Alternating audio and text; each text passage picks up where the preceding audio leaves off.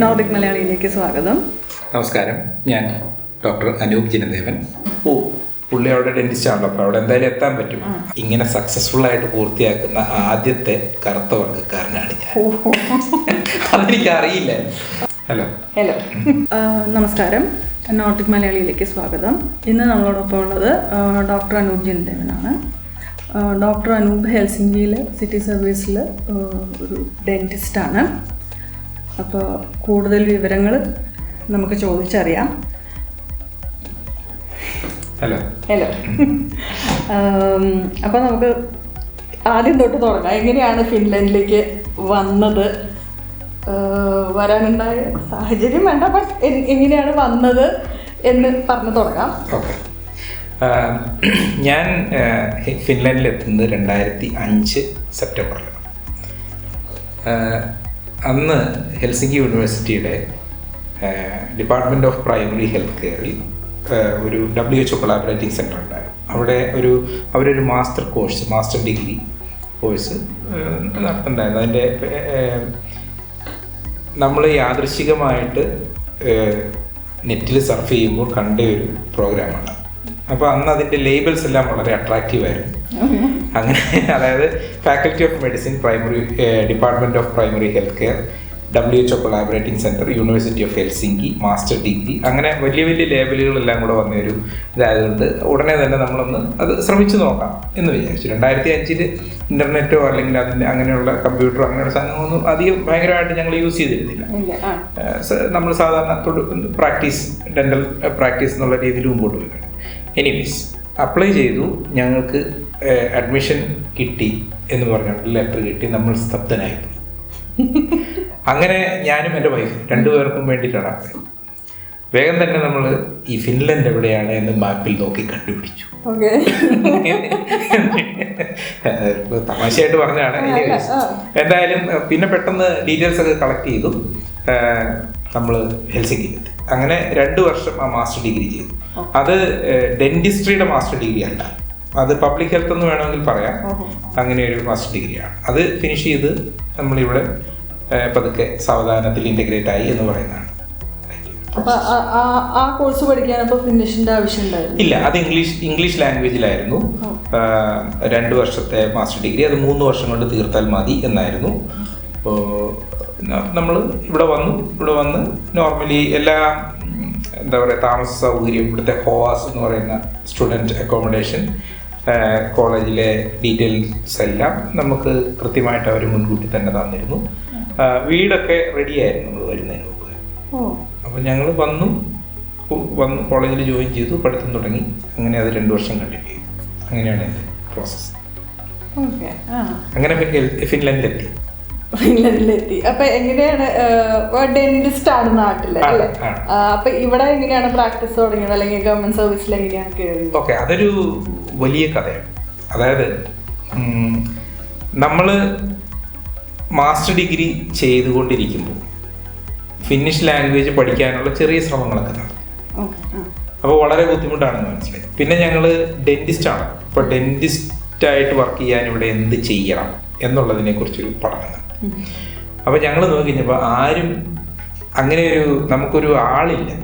ഇങ്ങനെ പരീക്ഷ പാസ്സായി ഡെന്റിസ്റ്റായിട്ട് വർക്ക് ചെയ്യുന്ന ഒരു ഫോറിൻ വ്യക്തിയെ നമുക്ക് പരിചയമില്ല. ഞങ്ങൾ ഒരുപാട് ശ്രമിച്ചു ഒരാളെ കണ്ടുപിടിക്കാൻ, ആരെയും കണ്ടില്ല. അങ്ങനെ മാസ്റ്റർ ഡിഗ്രി കഴിഞ്ഞപ്പോൾ നമുക്ക് വലിയ പ്രതീക്ഷകളൊന്നുമില്ല ഇത് ഡെന്റിസ്റ്റ് ആകാൻ പറ്റും. അങ്ങനെ ഞങ്ങൾ PhD എന്നുള്ളൊരു ഓപ്ഷനിലേക്ക് എത്തി. PhDക്ക് എങ്ങനെയാണെന്ന് വെച്ച് കഴിഞ്ഞാൽ, നമ്മളുടെ ഡെൻ്റൽ ഡിഗ്രി 5 വർഷത്തെ കോഴ്സ് ആയതുകൊണ്ട് അതിനെ മാസ്റ്റർ ഡിഗ്രിക്ക് ഇക്വലൻ്റ് ആയിട്ടാണ് അവർ കൺസിഡർ ചെയ്യുന്നത്. അപ്പോൾ ആ ഡെന്റിസ്ട്രി ഡിഗ്രി, നാട്ടിൽ നിന്നുള്ള ഡിഗ്രി ആയാലും കുഴപ്പമില്ല, ആ ഡിഗ്രി ഇവിടെ PhD ചെയ്യാൻ എലിജിബിളാണ്. അപ്പം നമ്മൾ ഓൾറെഡി മാസ്റ്റർ ഡിഗ്രിയും കൂടെ ചെയ്തിരുന്നതുകൊണ്ട് അത് കുറച്ചും കൂടി ഈസി ആയിരുന്നു. അങ്ങനെ ഞാനും എൻ്റെ വൈഫും PhDക്ക് ചോദിച്ചു. PhD വർക്ക് അങ്ങനെ 1 വർഷം ഭംഗിയായിട്ട് മുമ്പോട്ട് കൊണ്ടുപോയിക്കൊണ്ടിരുന്നതിൻ്റെ ഇടയ്ക്കാണ് മനസ്സിലായത് ഈ സയൻസ് എന്ന് പറഞ്ഞു കഴിഞ്ഞാൽ ഭയങ്കര ബുദ്ധിമുട്ടാണ്. അതായത് പ്രത്യേകിച്ച് റിസർച്ച് ലെവലിലുള്ള PhD ലെവലിലുള്ള സയൻസ്, ഇറ്റ്സ് വെരി ഡീപ്പ്. അതിനൊരുപാട് വർക്ക് വേണം. നമ്മൾ ഡീപ്പായിട്ടുള്ള വർക്ക് ഡീപ്പായിട്ടുള്ള സയൻസിൽ ഇൻവോൾവ് ചെയ്തുകൊണ്ടുള്ള വർക്ക് ചെയ്താൽ അതിനനുസരിച്ചിട്ടുള്ള പൈസയൊന്നും കിട്ടുന്നുമില്ല. ഓഫ് കോഴ്സ് സപ്പോർട്ടുണ്ട്, പക്ഷെ അത് കുറവാണ്. അങ്ങനെ ഒരു ജംഗ്ഷനിൽ നിൽക്കുമ്പോഴാണ് എന്തുകൊണ്ട് ഈ ശ്രമം അല്ലെങ്കിൽ ഈ എഫേർട്ട് തന്നെ ലാംഗ്വേജ് പഠിക്കാൻ വേണ്ടി ചിലവാക്കിക്കൂടാ എന്നൊരു തോന്നല്. അപ്പോൾ നമ്മൾ PhD അങ്ങനെ നിർത്തിക്കൊണ്ട് PhD ഡ്രോപ്പ് ചെയ്തില്ല, ലാംഗ്വേജ് സ്റ്റഡീസിലേക്ക് തിരിച്ചു. എൻ്റെ ഓർമ്മ ശരിയാണെങ്കിൽ ഒരു 2009 ജൂണിൽ ഒരു സമ്മർ കോഴ്സിൽ സ്റ്റാർട്ട് ചെയ്തു. അങ്ങനെ ഇൻറ്റൻസീവായിട്ട് 3 മാസം ലാംഗ്വേജ് ട്രെയിനിങ് പോയി. അത് കഴിഞ്ഞിട്ട് എനിക്ക് തോന്നുന്നു ഓഗസ്റ്റിലാണെന്ന് തോന്നുന്നു ഒരു എക്സാം ഉണ്ടായിരുന്നു. ആ എക്സാം എഴുതി ഭാഗ്യവശാൽ ആ എക്സാമിൽ നമ്മൾ പാസ്സായി. അത് യുക്കി ടെസ്റ്റ് എന്നാണ് പറയുന്നത്. അപ്പോൾ വളരെ പെട്ടെന്ന് തന്നെ യുക്കി പാസ്സായി. യുക്കി പാസ്സായി കഴിഞ്ഞപ്പോൾ നമുക്ക് ഒരു കോൺഫിഡൻസ് ഒക്കെ വന്നു. അങ്ങനെ കൂടുതൽ ഡീറ്റെയിൽസ് കളക്ട് ചെയ്ത് എങ്ങനെ ഡെന്റിസ്ട്രിയുടെ എക്സാം എഴുതാം. അപ്പോൾ യുക്കി ടെസ്റ്റ് B1 ആണോ അതോ സി ലെവലാണോ, ഏതാ പാസ്സായത്? അങ്ങനെ ചോദിച്ചു കഴിഞ്ഞാൽ എനിക്കറിയില്ല. നമുക്ക് ലാംഗ്വേജ് പ്രൊഫിഷ്യൻസിക്ക് വേണ്ടിയിട്ടുള്ള ഒരു ടെസ്റ്റ് എന്നുള്ളൂ. അതിൽ നമ്മുടെ ഒരു റിക്വയർമെന്റ് ഉണ്ടായിരുന്നു, മിനിമം 3 in all സെക്ഷൻസ്. അതായിരുന്നു ഞങ്ങളുടെ. അപ്പൊ ആ റിക്വയർമെന്റിൽ എനിക്ക് 4 ഉണ്ടായിരുന്നു. ആക്ച്വലി നല്ല സ്കോർ ഉണ്ടായിരുന്നു. അത് കഴിഞ്ഞിട്ട് ബാക്കി ഡീറ്റെയിൽസ് ഒക്കെ കളക്ട് ചെയ്ത് അപ്പം ഡെന്റിസ്ട്രി പ്രാക്ടീസ് ചെയ്യുന്നതിൻ്റെ ഡീറ്റെയിൽസിൽ രസകരമായ വസ്തുത എന്താ വെച്ച് കഴിഞ്ഞാൽ ഞങ്ങളുടെ 10 ഡെന്റൽ സബ്ജക്ട്സും ഫിന്നിഷ് ലാംഗ്വേജിൽ തിയറിയും പ്രാക്ടിക്കലും എല്ലാം എഴുതണം. അപ്പോൾ എല്ലാം നമുക്കറിയാവുന്ന സബ്ജക്റ്റുകളാണ്, പക്ഷെ നമ്മൾ ഇംഗ്ലീഷിലാണ് പഠിച്ചിരിക്കുന്നത്. അപ്പോൾ അത് ഫിന്നിഷ് ലാംഗ്വേജിൽ പഠിച്ച് പരീക്ഷ എഴുതുക. അത് കഴിഞ്ഞിട്ട് ഈ 10 തിയറി പാസ്സായതിനു ശേഷം 5 പ്രാക്ടിക്കൽസ് ചെയ്യണം. പ്രാക്ടിക്കൽസിന് നമ്മൾ വൈവയും പിന്നെ സ്പോട്ട് ഇന്റർവ്യൂവും എല്ലാം ഉണ്ട്. ഓക്കെ, അത് രണ്ടാമത്തെ പാർട്ട്. മൂന്നാമത്തെ പാർട്ട് നമ്മൾ ഇവിടുത്തെ ഇൻഷുറൻസും ലോയും റേഡിയേഷൻ പ്രൊട്ടക്ഷനും, അങ്ങനെ 3 സബ്ജക്റ്റിൽ മൂന്നാമതൊരു പരീക്ഷ കൂടി പാസ്സായി. അപ്പോൾ സംഭവം ഒരു വലിയ ബാലികേറാമല മുൻപിൽ ഇങ്ങനെ നിൽക്കുകയാണ്. പക്ഷേ നമ്മൾ വിചാരിച്ചു ഓക്കെ ഫൈൻ, ട്രൈ ചെയ്യാം. ട്രൈ ചെയ്യുന്നതിന് ഇപ്പോൾ ആരോടും ചോദിക്കേണ്ടായില്ല. മെറ്റീരിയൽസ് ഒക്കെ കളക്ട് ചെയ്തു. എക്സാമിൻ്റെ ഡേറ്റ് വന്നു. ജനുവരിയിലോ ഫെബ്രുവരിയിലോ മറ്റോ ആയിരുന്നു എക്സാം.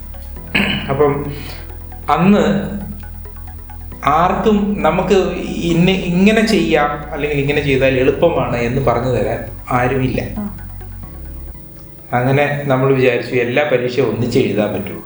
അപ്പം ഞാൻ എല്ലാ പരീക്ഷയും ഒന്നിച്ച് എഴുതി, 10 എക്സാമും കൂടെ ഒന്നിച്ച് എഴുതി. പിന്നീടാണ് മനസ്സിലായത് ഇത് പാർട്ടായിട്ട് എഴുതാവുന്ന സാധനമാണ്. 1 എക്സാമും 2 എക്സാമും ഒക്കെ ആയിട്ട് എഴുതാം. പക്ഷെ എനിക്ക് അറിയില്ലാത്തതുകൊണ്ട് ഞാൻ 10 ഒന്നിച്ച് എഴുതി, 10ഉം പാസ്സായി. 10ഉം പാസ്സായി കഴിഞ്ഞിട്ട് ഒരു 3-4 മാസം കഴിഞ്ഞപ്പോൾ പ്രാക്ടിക്കൽ എക്സാം. പ്രാക്ടിക്കൽ എക്സാം വന്നു കഴിഞ്ഞപ്പോൾ നമ്മൾ നാട്ടിലാണല്ലോ പ്രാക്ടീസ് ചെയ്തത്. മാത്രമല്ല അപ്പോഴത്തേക്കും 3-4 വർഷത്തെ ഗ്യാപ്പ്. അപ്പോൾ ഞാൻ പ്രാക്ടിക്കൽ എക്സാമിന് കുറേ മന്ത്രം കാണിച്ചു. അപ്പോൾ ഫിന്നിഷ് സ്റ്റാൻഡേർഡിൽ, യൂറോപ്യൻ സ്റ്റാൻഡേർഡിൽ വർക്ക് ചെയ്യുന്നതിന് പകരം ഞാൻ ഇന്ത്യൻ സ്റ്റാൻഡേർഡിൽ പല്ല് പക്ഷെ പല്ല് പറിച്ചതും അടച്ചതും ഒക്കെ അവർക്ക് ഇഷ്ടപ്പെട്ടു. പക്ഷെ ചില പ്രോട്ടോകോൾ വർക്ക് ചെയ്യുന്നതിൻ്റെ ചില യൂറോപ്യൻ സ്റ്റാൻഡേർഡ്സ് അതൊന്നും ഞാൻ കീപ്പ് ചെയ്തില്ല. അങ്ങനെ ഞാൻ പരാജയപ്പെട്ടു. ആദ്യത്തെ തവണ പ്രാക്ടിക്കൽ ചെയ്ത് പരാജയപ്പെട്ടു. പക്ഷേ അതൊരു പാഠമായി. നമ്മൾ പരാജയപ്പെടുമ്പോൾ ഒരുപക്ഷെ ഫിന്നിഷ് വിദ്യാഭ്യാസത്തിൻ്റെ ഒരു മെച്ചമായിരിക്കാം. എന്തുകൊണ്ട് നിങ്ങൾ പരാജയപ്പെട്ടു, എവിടെയാണ് നിങ്ങൾക്ക് പിശക് സംഭവിച്ചത്, നിങ്ങൾ എവിടെയാണ് തിരുത്തേണ്ടത്, നിങ്ങളുടെ എന്തൊക്കെ കാര്യങ്ങളാണ് നല്ലത് എന്ന് വളരെ കൈൻഡായിട്ട് ഇവിടുത്തെ പ്രൊഫസർമാർ നമുക്ക് പറഞ്ഞു തരും. അങ്ങനെ രണ്ടാമത്തെ തവണ എഴുതിയപ്പം പാസ്സായി. അങ്ങനെ ഞാൻ അത് കഴിഞ്ഞിട്ടുള്ള ഈ മൂന്നാമത്തെ എക്സാം അത്ര ടഫായിരുന്നില്ല. അതിന് ശരിക്കും ഇംഗ്ലീഷ് ടെക്സ്റ്റ് ഉണ്ടായിരുന്നു. പിന്നെ ക്വസ്റ്റ്യൻസ് കുറച്ചും കൂടെ റിപ്പീറ്റ് ചെയ്യുന്ന ടൈപ്പ് ക്വസ്റ്റ്യൻസ് ആയിരുന്നു. റേഡിയേഷൻ പ്രൊട്ടക്ഷനും ലോയും ഇൻഷുറൻസും അങ്ങനെയുള്ള കാര്യങ്ങളൊക്കെ. അതുകൊണ്ട് അതും വലിയ കുഴപ്പമില്ലാതെ മിക്കവാറും ഈ 2 എക്സാം പാസ്സാകുന്നവർ മൂന്നാമത്തെ എക്സാമിന് പരാജയപ്പെടാറേ ഇല്ല എന്ന് തോന്നുന്നു. എനിക്കറിയില്ല. അങ്ങനെ 3ഉം ക്ലിയർ ചെയ്ത് നമ്മൾ ഒരു ഡെന്റിസ്റ്റ് എന്നുള്ള രജിസ്ട്രേഷൻ നമ്മൾ ഫസ്റ്റ് പേപ്പർ കൈ കിട്ടുമ്പോഴാണ് ഞാൻ മനസ്സിലാക്കുന്നത് ഈ പരിപാടി ഇങ്ങനെ സക്സസ്ഫുൾ ആയിട്ട് പൂർത്തിയാക്കുന്ന ആദ്യത്തെ കറുത്ത വർഗ്ഗക്കാരനാണ് ഞാൻ. അതെനിക്ക് അറിയില്ല. പക്ഷേ ഭാഗ്യവശാൽ അങ്ങനെ വന്നു. പിന്നീട് ഇറാഖിൽ നിന്ന് വന്ന കുറച്ച് പേര്, ഇന്ത്യയിൽ നിന്നുള്ള എൻ്റെ വൈഫടക്കമുള്ള ആൾക്കാരൊക്കെ ഈ പ്രോസസ്സ് ചെയ്തു. പക്ഷെ അവർ ചെയ്യുമ്പോൾ ഇത് നേരത്തെ ചെയ്ത ഒരാളെന്നുള്ള നിലയ്ക്ക് ഞാൻ ഉണ്ടായിരുന്നു. അപ്പോൾ ചെറിയ ഇൻഫർമേഷൻ ഒക്കെ നമുക്ക് ഷെയർ ചെയ്യാൻ പറ്റുന്ന രീതിയിലേക്ക് അന്നേരത്തേക്കും കുറച്ച് അറിവ് കിട്ടിയിരുന്നു. പക്ഷെ അവരെല്ലാം എൻ്റെ പോലെ തന്നെ നേരത്തെ തന്നെ പ്രോസസ്സ് സ്റ്റാർട്ട് ചെയ്ത് ഞാൻ കഴിഞ്ഞിട്ടാണ് അവർ പാസ്സായിരിക്കുന്നതെന്ന് തോന്നുന്നു. അല്ലാതെ ഞാൻ പാസ്സായി എന്നെ കണ്ടുകൊണ്ട് അവർ തുടങ്ങിയെന്നല്ല ഞാൻ പറയുന്നത്. they were doing their own work. അങ്ങനെ നമ്മൾ രജിസ്ട്രേഷൻ കിട്ടി. 9 മാസം നമ്മൾ ഒരു ഡെന്റിസ്റ്റിന്റെ സർവൈലൻസ് അണ്ടർ രജിസ്റ്റേർഡ് ഡെന്റിസ്റ്റ് ആണ് വർക്ക് ചെയ്യുന്നത്. അത് ബേസിക്കലി അങ്ങനെ വലിയൊരു സൂപ്പർവിഷൻ ഒന്നും അല്ല. നമുക്ക് സാലറി കുറവാണ്. പിന്നെ നമുക്ക് എന്തെങ്കിലും സംശയം ഉണ്ടെങ്കിൽ നമുക്ക് നമ്മുടെ സൂപ്പർവൈസർ എടുത്ത് ചോദിക്കാം. സംശയമൊന്നും ഇല്ലെങ്കിൽ നമുക്ക് കഴിഞ്ഞു. 9 മാസം കഴിഞ്ഞു. ഞാൻ വർക്ക് ചെയ്തിരുന്ന ഹോസ്പിറ്റലിൽ തന്നെ എനിക്ക് പെർമനൻ്റ് ആയിട്ട് ജോലി തന്നു. പക്ഷെ അന്ന് ഒരു പ്രത്യേകത എന്താണെന്ന് വെച്ച് കഴിഞ്ഞാൽ ഫിന്നിഷ് സൊസൈറ്റിയിൽ ഒരു എംപ്ലോയ്മെൻറ്റ് ഗ്യാപ്പ് ഉണ്ട്.